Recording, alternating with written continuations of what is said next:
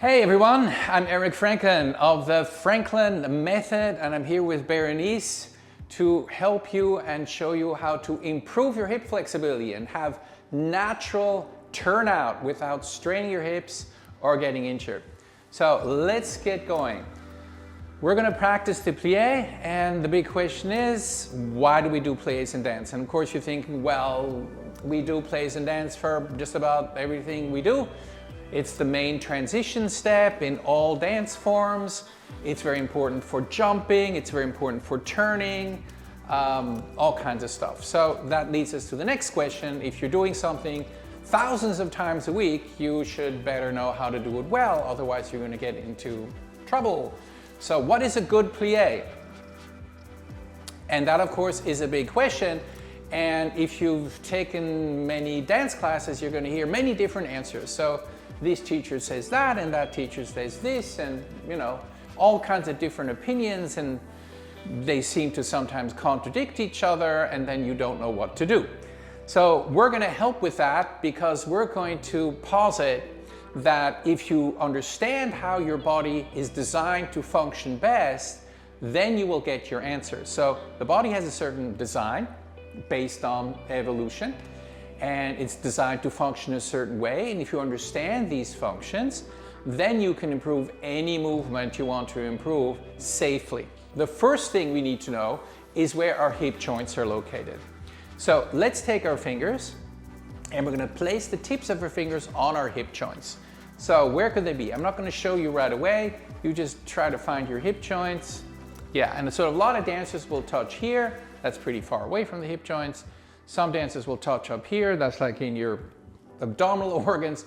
So the hip joints are actually much more at the front and further down and centered than most dancers think. So let's bend our legs. So that's going to create a crease here. This is called the inguinal line. And in the middle of this inguinal line, that's where hip joints are located. So hip joints here at the middle and the inguinal line. So I have two leg bones here, also called femurs. And Berenice, you want to put them on your legs, and that's kind of going to show us where the hip joints are located. So if you flex your legs, you can see the hip joints are right there in the middle of these creases. So more at the front and more centered than most dancers think. Very good, yeah? That's great. And then if we have a pelvis here, on the pelvis here you can see hip sockets. There. So the hip sockets, they're more at the front, they're more at the center of the pelvis, and if I put this femur into the socket, you want to help me with that? Yeah? There we go. You can see that's where the hip joints are located, right in there. So the inguinal line is here, the hip joint is right through there. That's the first key thing we need to know about as dancers to improve our technique. And you would be surprised how many dancers don't know where their hip joints are. So let's find the hip joints. Good. Let's lift our legs from the hip joints. And let's practice first on the left side. So lift your left leg, and we're going to see, can I circle my knee from the hip joint, precisely from the hip joint, without the rest of the body, the pelvis, the spine wobbling around, and the support leg twisting. I really want to move from the hip joints. Very good. What about doing some leg gestures? So dégagé from the hip joints. So you want to do this from the hip joint. You don't want to flex your spine, hike your pelvis, do all kinds of other things. Really from the hip joints. Easier said than done, yeah? So that's really, really important. So let's practice the other side. Circle your knee. Good. From the hip joints. Very good. Let's do some leg gestures. There we go. So this is something we really can refine, we can really improve, knowing where hip joints are. Let's do a comfortable second position. Put our fingers on our hip joints, and you want to initiate, start the plié equally with both hip joints. And you want equal weight on both feet the whole time, and equal movement in both hip joints. So a lot of dancers will be switching around, they're shifting the weight like that. This is going to cause muscular imbalances.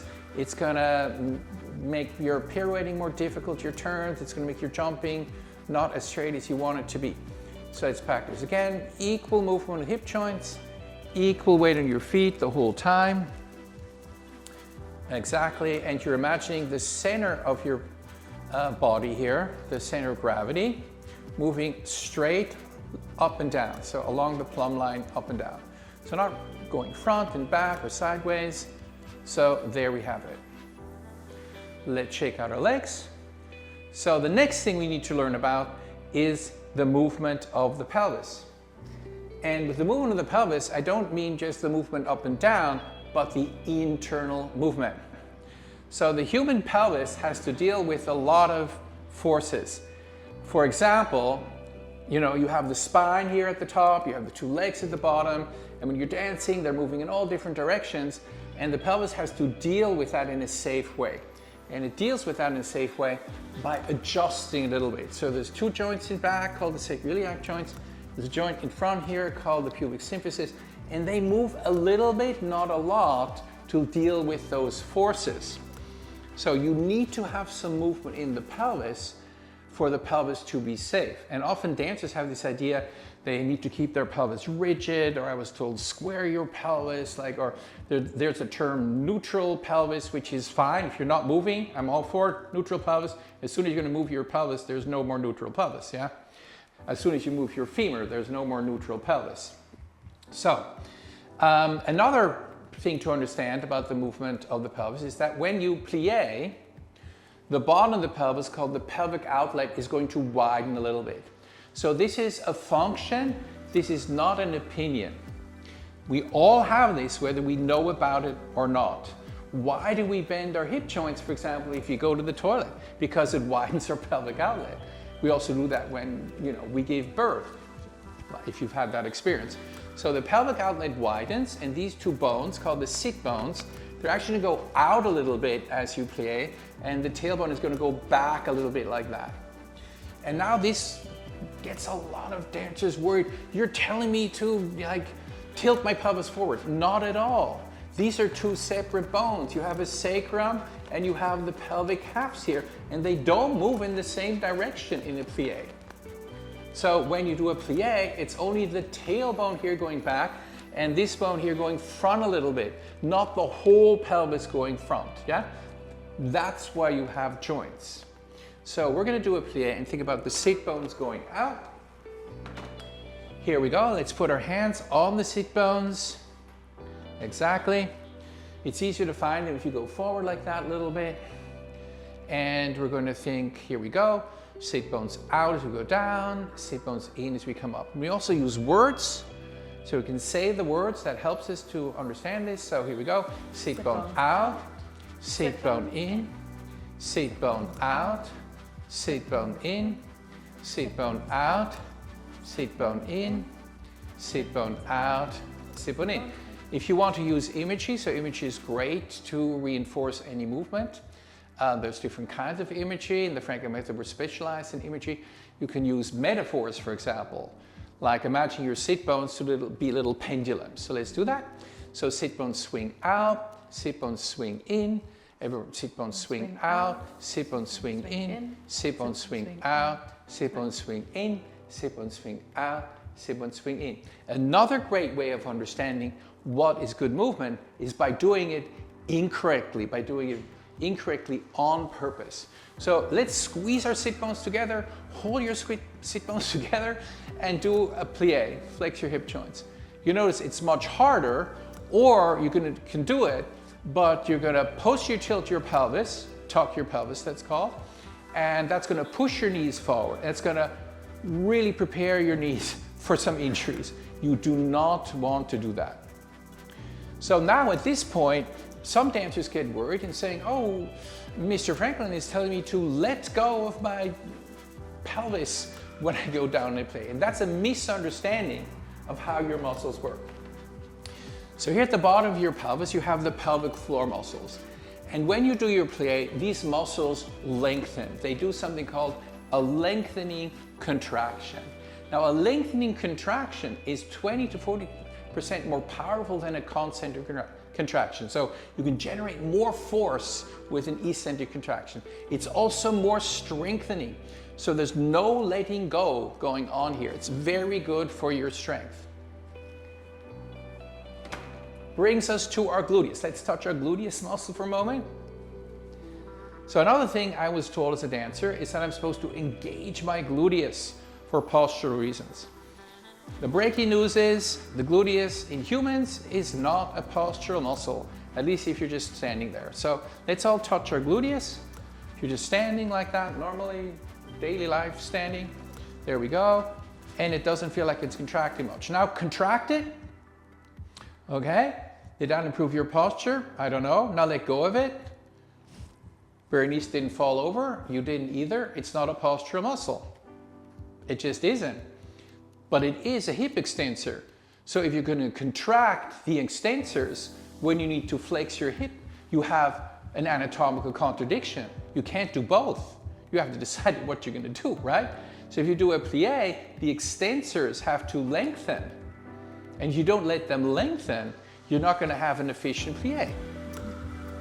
So the gluteus will start working and maybe in a very deep play or in a jump, or if you do a big leap like that, but they're not working just in a simple play like this. They're just doing an easy eccentric contraction.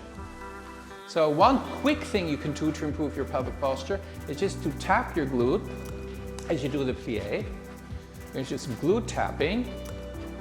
Do a few plies. And now you notice you stand parallel. Even just that has already improved your pelvic posture. You're more released in your back, yeah? You're more lifted in front. So we have to do the reverse of gripping our gluteus. So when we do the plie, the pelvic floor is lengthening, the gluteus is lengthening, they're doing eccentric contractions, and that's actually really good news. The next insight is the following. So I'm going to show Berenice the sit bones, and you, of course, from the back, and when the sit bones go out like this, what does the other side, the front of the pelvis, do? Goes in. It does the opposite. So the front of the pelvis goes in. So what are the pelvic halves doing when you do a plie? They're rotating inward. They're rotating inward, yeah? So the two pelvic halves are actually rotating inward when you do a plie. So let's practice that with our hands. Let's do comfortable second position.